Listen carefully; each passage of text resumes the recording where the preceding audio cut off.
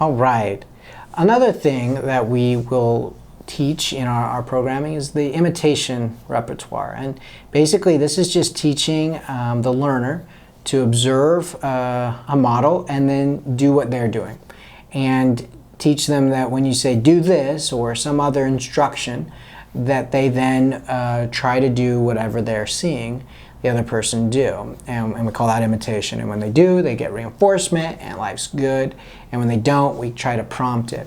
Imitation's a super important skill that if we can get that on board early, then we can use that as a means to prompt other things. So instead of having to physically prompt through, I can show them now, and they have this imitation skill set that I can say, to ask for cookie, you do this, and then they can do that, and then I can give a cookie, and we've quickly captured it, versus me having to take their hands and prompt them.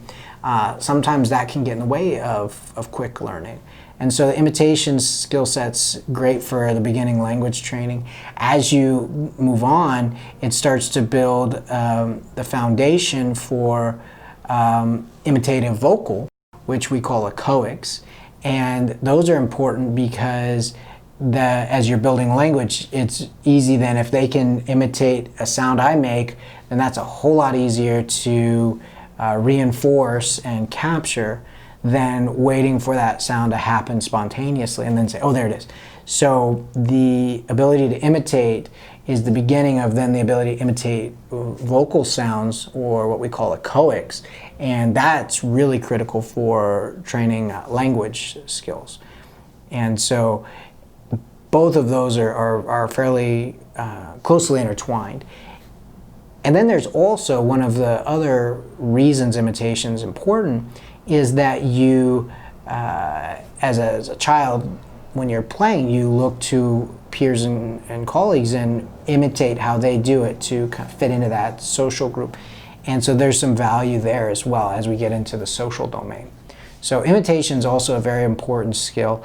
Often we do an imitation with sort of gross motor for a couple of reasons. A, it's a big movement, so it's very salient to the learner. They see it, it's very easy to see.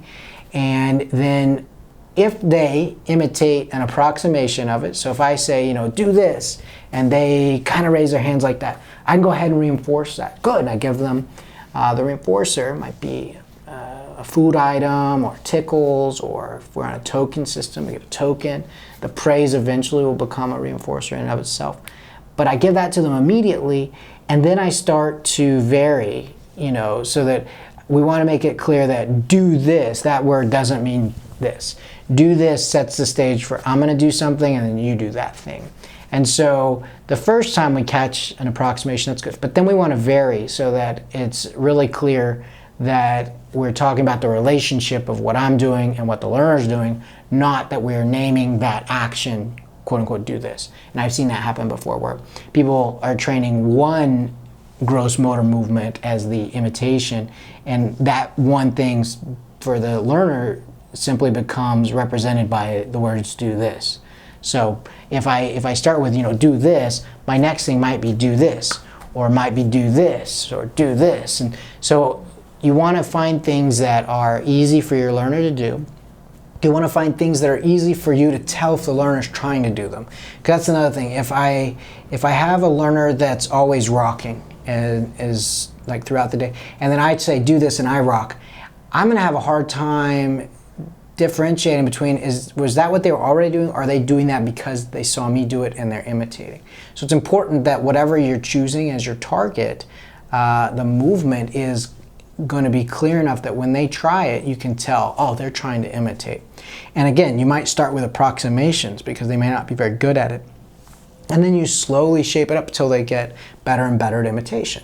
And then there'll be a threshold at which point there's, we've got it, we're good with that. And as you add new targets and they can quickly adjust, then you've got that repertoire available then for prompting, for all sorts of other teaching modalities. So that's a real critical foundational skill.